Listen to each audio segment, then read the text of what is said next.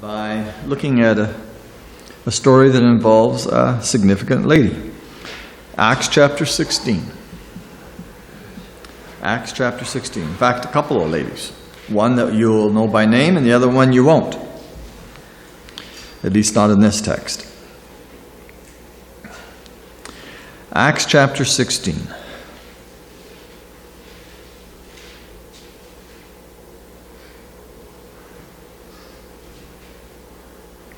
Speaking of Apostle Paul. He came to Derbe and then to Lystra, where a disciple named Timothy lived.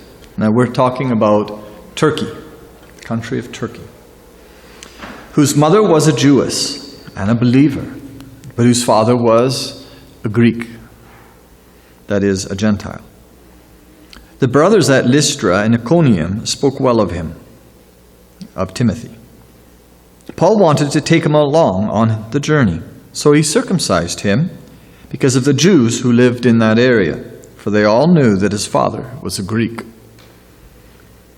As they traveled from town to town, they delivered the decisions reached by the apostles and elders in Jerusalem for the people to obey. So the churches were strengthened in faith and grew daily in numbers. The instruction that they gave was not to eat strangled food, not to eat blood, not to commit idolatry, and basically the things that as God-fearers they'd already committed to before they heard of the gospel. These were the people who were not Jews, who went to the synagogues and had already had that level of morality. And therefore, they're saying, we don't want your morality to become less when you put your faith in Jesus. It says, when Paul and his companions traveled through the region of Phrygia and Galatia, which is central north Turkey, having been kept by the Holy Spirit from preaching the word in the province of Asia. Now, the province of Asia is on the far southwest part of Turkey. Okay, it's where Ephesus is. It's on the Mediterranean. But the Spirit of Jesus would not allow them to go into Messenia, and he tried to go into Bithynia, so he tried to go in different directions. He tried to go east, he tried to go west, he tried to go north, and for the life of him, the Spirit of God would not grant him any peace. So when they came to the border of Mysia, they tried to enter Bithynia, but the Spirit of Jesus would not allow them to. So they passed by Mysia and went down to Troas. Now, going down to Troas means they went down to the Mediterranean Ocean. Elevation, they went down. And this is a port. And during the night, at this port city called Troas, on the Mediterranean, in Turkey, present-day Turkey, during the night, Paul had a vision of a man of Macedonia, standing and begging him, "Come over to Macedonia and help us." After Paul had seen the vision, we got ready at once to leave for Macedonia. Now the "we" here is apostle. This is Luke. Luke is part of this entourage. That's why he says "we," because Luke the doctor was picked up by Apostle Paul, along with Timothy. So there's three of them: Apostle Paul, Timothy, and Dr. Luke, who is writing this. After Paul had seen the vision, we got ready at once to leave for Macedonia, concluding that God had called us to preach the gospel to them. Now, to go to Macedonia, you have to cross the Hellespont, meaning if you're in Constantinople, it's on both sides, okay? And you have to cross that strait, and you're then in Europe. Okay? So for Apostle Paul, this is a huge move. He has been in the Middle East the whole time. He has never been to Europe. And now he is directed by God to move into Europe. To move into Europe. And this is going to be very different. There will not be near as many Jews, though there will be Jews there, but it's a different type of people. Much more European in the sense of much more geared to philosophical ways of the Greeks. This is under the Roman Empire. And it is a huge move. Paul was thinking of going in all kinds of directions. He never thought in his mind that God would call him to go that far west. But to go west, he has to go up north and then west. It's a huge shift. It makes unbelievable difference in church history that God called him to go to Europe. From there, he'll go up to Macedonia. Then he'll head down into Greece. And he'll be in Athens and Corinth and places like that, which are hugely influential on the Mediterranean Sea. And from there, he will head to Rome eventually. And from Rome, he hopes to go to Spain. And the gospel is going west. Now from Troas, we put out to sea and sailed straight for Samothrace. And the next day into Neapolis. So he is taking a boat and he's going up the coast of Turkey, up to Macedonia. And the leading city of Macedonia is Philippi. And from there we traveled to Philippi, a Roman colony, and the leading city of that district of Macedonia. And we stayed there several days. Now Philippi, of course, is named after King Philip. Philip, the father of Alexander the Great. And this was a town that was built for soldiers who retired. Roman soldiers. So this is a very Roman city. This is a city where if you've served in the Roman army for 25 years, you get free land here. And this is where you retire. This is where you retire. It is very Roman. And very influential. It'd be quite wealthy because of it. And very stable. And God is basically saying, go to this place. And this is the most important city in Macedonia at the time. And we stayed there several days. On the Shabbat, the seventh day, we went outside the city gate to the river. This city is so Roman, it's not big enough to have a synagogue. Which means there's less than 10 Jewish families. If there's 10 Jewish families, you build a synagogue. But if there is no significant Jewish community, the Jews and the God-fearers would meet at the river. They would meet at the river for prayer. Now, this city may have had a synagogue, but it seems like it didn't. Okay? It's a major city, very, very little Jewish population here. And no doubt partly because of the fact that the Jews would not feel comfortable living in a city with a lot of ex-Roman soldiers. That's just not would be their favorite place. And so what happens is, he goes down to the river because that would be a place of prayer. We sat down and began to speak to the women who had gathered there. The women would go early in the morning.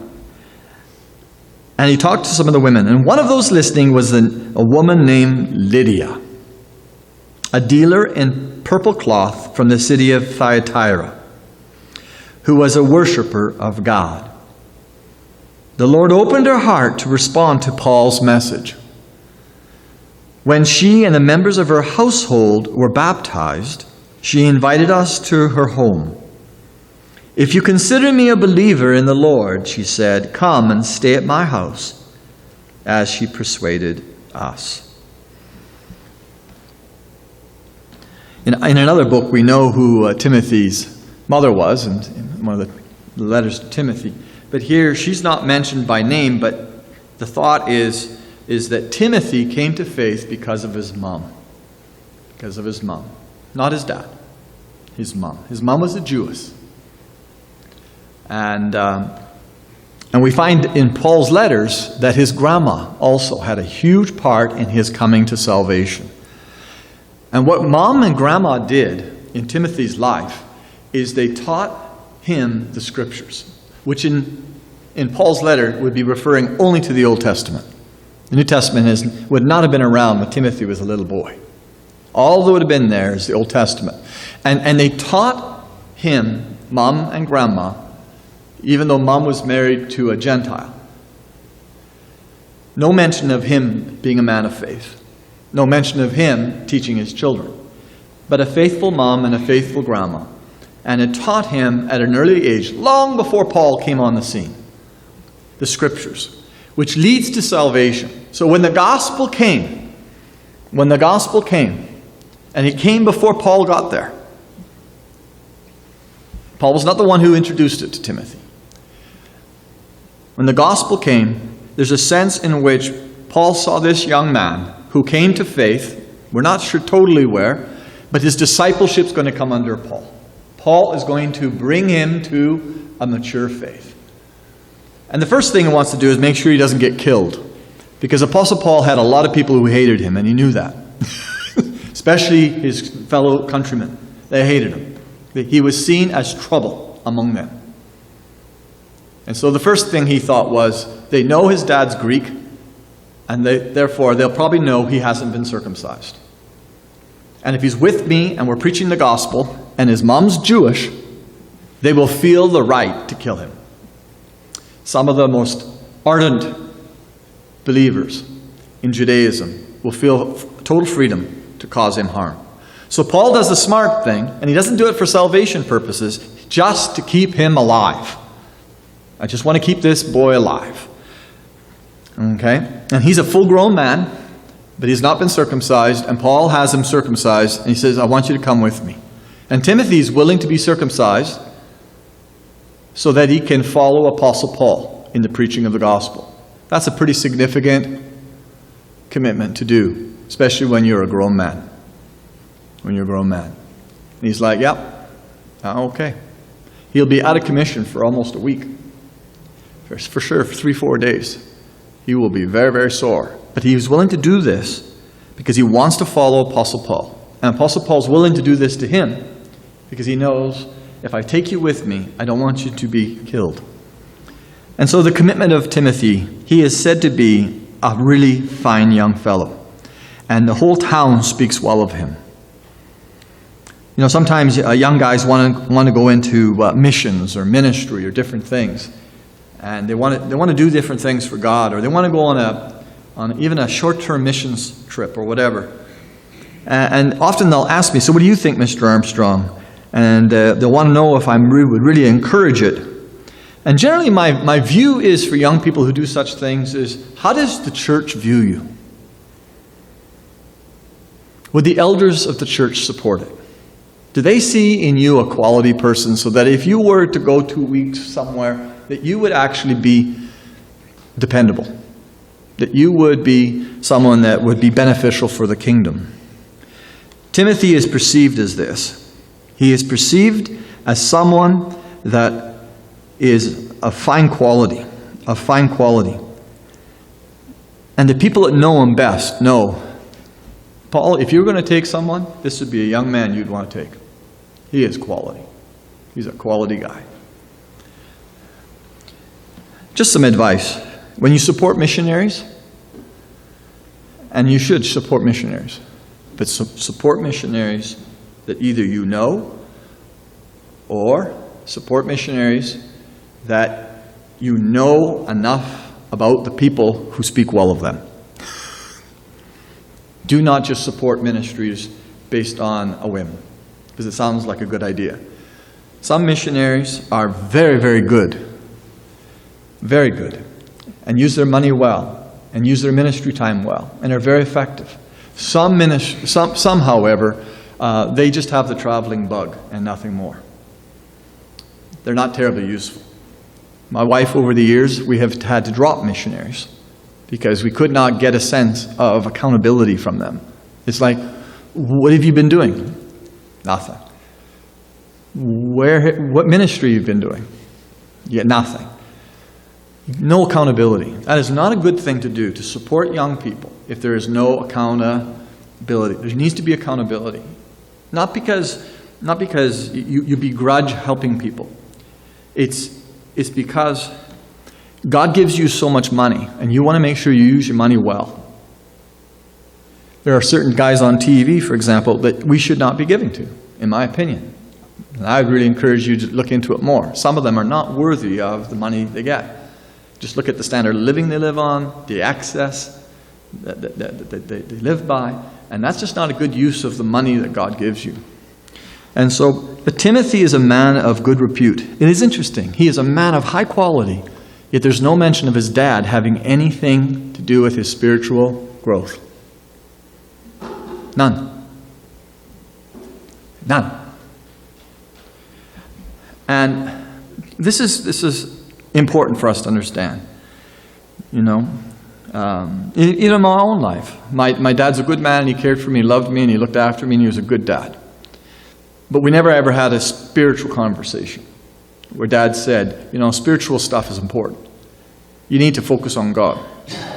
The only spiritual advice I ever got was trust in God and consider all others liars. I'm going, that's a favorite saying in Texas. I know where that came from. But I did have a mom who was faithful. I had a mom who took us to Sunday school, and if she hadn't, we wouldn't have gone. I had a mom who spanked us, and spanked us hard when we were terribly disrespectful, when we deserved it, when we were just out of line. We had a mom who prayed for us. We had a mom who cared. And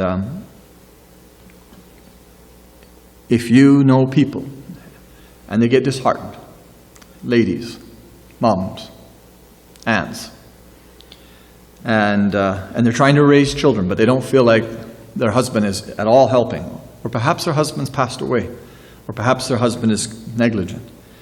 We have passages like this to remind moms and grandmas that God is able. That God is able. It is not the ideal. It would have been far better off for Timothy to be raised by both a mom and a dad who loved God and knew the Scriptures. But there is no mention of him. There is only mention of her, and no praise of him, only praise of her and her mom. Another thing that's really cool is in Timothy's life, what gave him character wasn't just what his mom did. It's what his grandma did in his life, if you read the letter from Paul to Timothy. And this is so crucial.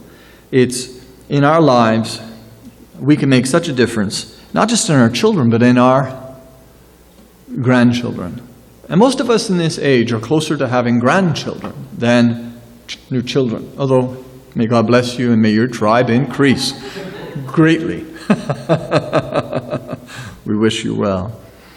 And I know that your children will have both a loving father and mother, God willing.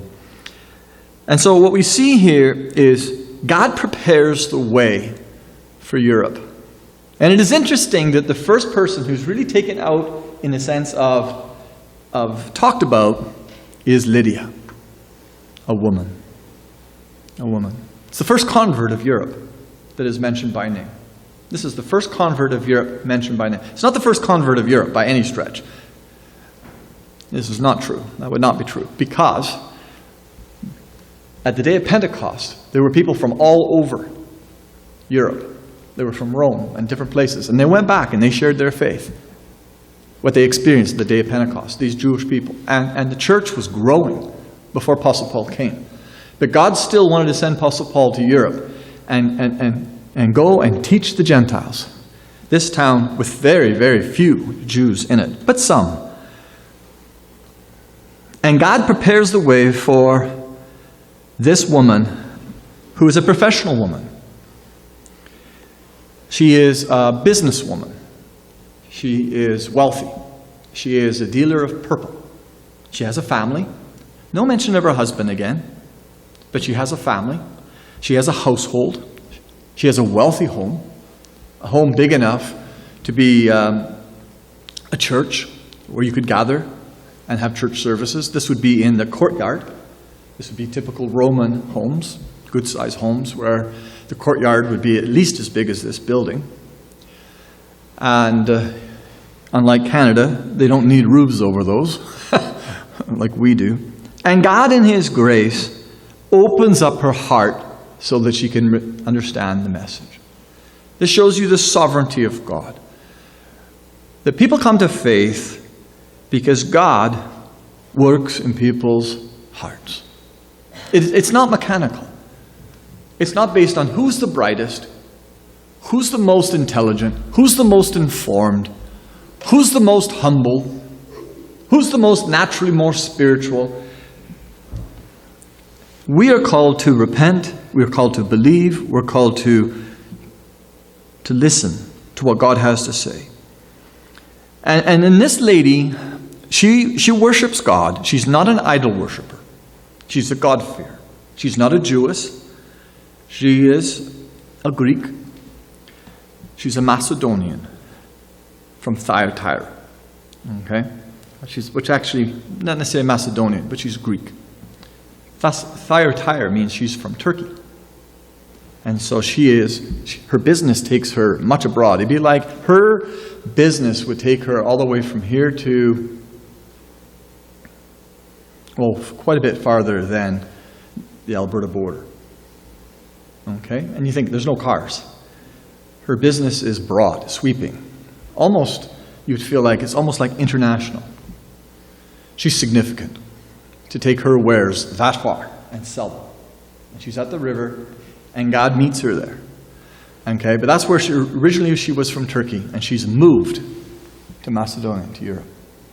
And the gospel comes, she listens, and this dealer in purple of cloth from the city of Thyatira, who was a worshiper of God, and the Lord opened her heart to respond to Paul's message. That is the sovereign hand of God. This is why we pray for people to come to faith. It's because we believe God opens up hearts. God opens up hearts. And we also believe that the Lord is no respecter of people.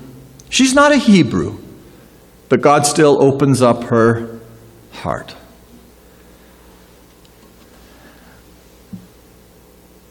The Lord opened up her heart to respond to Paul's message. And when she and the members of her household were baptized, so not only she came to faith, but many of her household came to faith. And as she came to faith and many of her members of her household came to faith, they were baptized. In many churches, you don't baptize people about 10 years later. That was not the practice of the early church. And the practice of the early church is that when you come to faith and you know you have faith and you understand your faith, then we want you to be baptized. So that if there's any transformation in your life, this credit of transformation, you become a kinder person, a more gentle person, a more devoted person. All these things are going to be attributed to this coming to faith in Jesus. And so I encourage you, if you've never been baptized, to think about it. Because this is a starting line, not a finish line. It's a starting line. I love this story because it's one of those examples where God proves himself to be a God of both genders. He cares both about the men and the women. He cares both about the Middle Easterners, but also the Europeans. He cares about a woman who runs a business, but cares for her family. The rich, as well as the poor.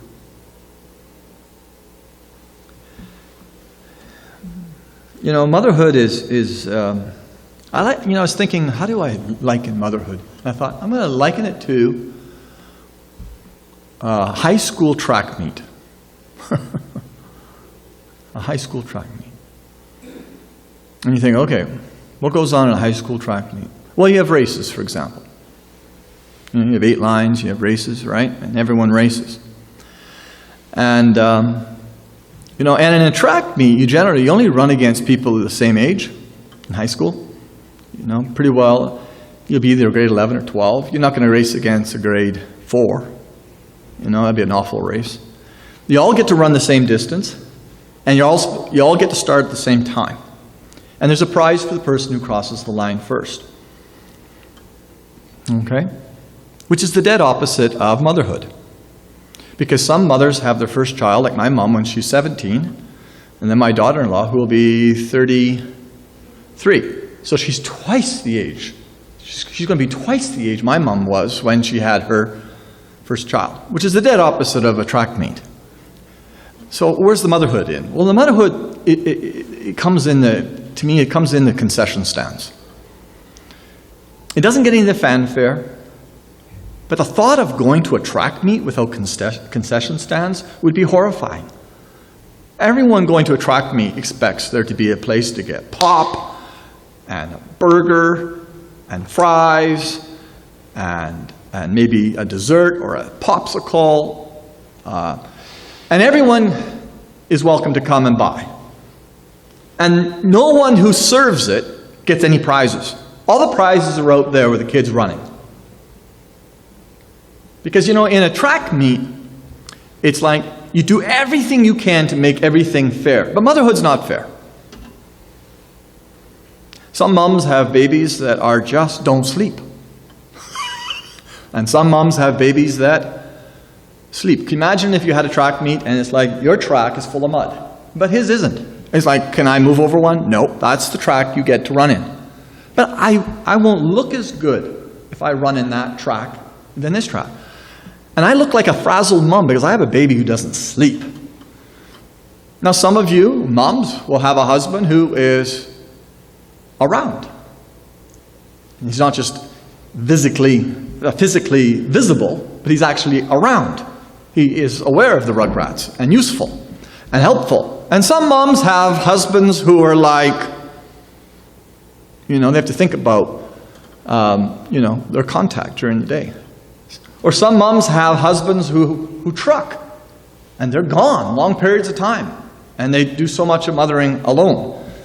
And so it's like, you're running this race, and you notice this guy's got, he's got sweats on, and he looks like he's ready to run. This guy's got shorts on, he's ready to run. This guy's got a parka. Like, who wants to run with a parka? No one wants to run the race with a parka. And that's like having to raise kids when your husband isn't home very often, because he's on shift work. So even when he is home, it's like, be quiet, Dad's trying to sleep. Mothering is not, in that sense, a game where all the rules are set out so everyone can have it equally easy. You understand my drift? Motherhood is far more important than winning a track meet. But I know for people like me, the food at a track meet is just as important as who wins the race. I go to a track meet and I can't get some water when I need it, and it's 110 out in Kamloops, BC. I'm not happy. When I go to the concession stand, usually what I find is that a lot of ladies there helping. And a few guys now, but mainly ladies there. And they're not going to get a prize, but they're essential. They are so essential. There's a sense in which we should run the race to win the prize. That is, sometimes the Bible would talk about the Christian faith as a race, and we should win the prize. Be focused. And like a race, you want to get across that line as well, and you don't want to stumble. You don't want to be in the other lane. You don't want to bump someone. You want to stay focused and run that race. And that analogy is very useful in the Bible. But there is also a sense in which motherhood doesn't fit that at all, because the rules aren't fair. They're not equal. They're not the same. Some moms will actually, their child may actually be Down syndrome. And yet God expects them to love that child as much as any other child.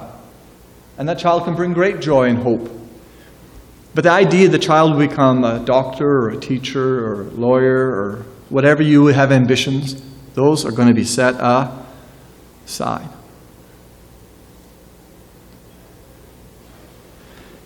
Motherhood is so important. It is so fundamental. Motherhood, quality motherhood, led Timothy to faith. Taught him the scriptures, along with his grandma, so that when the gospel came, he was a man who knew the Bible well enough to realize that Jesus of Nazareth is the fulfillment of what I was taught as a young child. Motherhood is important. It was the first woman who was listed, a businesswoman who feared God but did not know the gospel.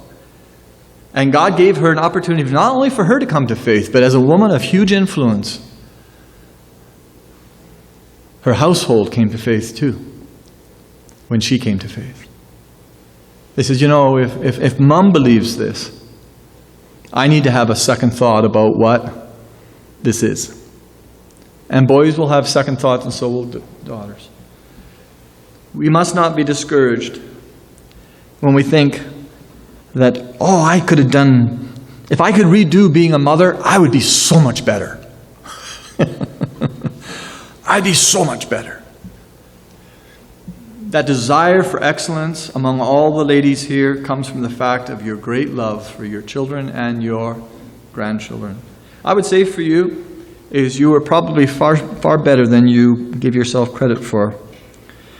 And I'd say to you men, when your wives talk like that, remind them how awesome they were and how thankful you are.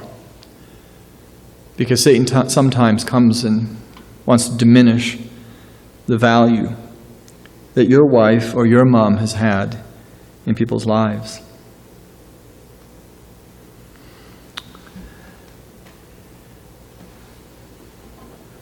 God could have sent Apostle Paul anywhere he wanted. But he had a lady in mind. Her name was Lydia. And God gave him a specific vision to go to another land he had never been before. It's like another culture. And go there. And he made sure that though she was raised in Turkey, she now ministered here. That was where her business was, with the Roman soldiers. And you go there and you preach that word and you lead her to faith and her household. Because I know her by name, and I'll open up her heart so she responds. Ladies, enjoy being in the concession stands. You will not always be the center of attention. Men will make sure that doesn't happen. Yeah, that's just part of the males, and we have to be careful.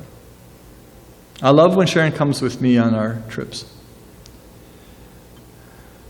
She takes the conferences I do to another level. The ladies come and they have someone to talk to, especially the ladies in full-time ministry, but even the others. They talk about things that would make me uncomfortable. And they talk to Sharon and become friends with Sharon. It just takes my ministry to another level. It's true that she meets these ladies and these ladies meet her because she is meeting people based on my coattails. She's on my coattails. Meaning, I've been invited to go teach somewhere. And so sometimes what happens when you do teaching is often you get too much credit. Are you following me? Because you're up front. But I can tell you for a fact that I've gone to many, many places to teach Bible, sometimes 6, sometimes 4 or 5 days in a row, and I've gone back some places 10 times. And if I told them, Sharon's not going to be able to make it this time, I swear that half of them would say, well, why don't you just wait a year and come next year? They'd be so disappointed. So men, we need to give thanks in our hearts for our moms. My mom's passed on. But to thank God for my mom. It's been about 13 months now. But also remind yourself of how God cares about your wife, about your daughters, about your granddaughters, and how God is not a respecter of persons. He cares for both genders equally. He has no favorite gender. He loves both equally. And though men have a tendency to be in the limelight a little bit more often, that track meet will be a disaster if the concession stands isn't done right. It'll be that when you come home, if your child has won a race, all they're going to talk about is, look, Mommy, I won the bronze medal. And that'll be the only noble thing that'll be talked about the whole trip home, even if your wife has worked in the concession stand all afternoon in the heat for free. And little children won't know that what Mom's done is more noble than what they've done. And moms are okay with that. But husbands should not miss the point. That the child getting a little bronze or a child getting some praise, that is a good thing. But what is truly noble is the love a mom has for her child and for her grandchild. And will do whatever needs to be to make it as beneficial and blessed as they can. Amen? Let's thank God. What wisdom of God to give us grandmas and moms. Yeah, what great wisdom.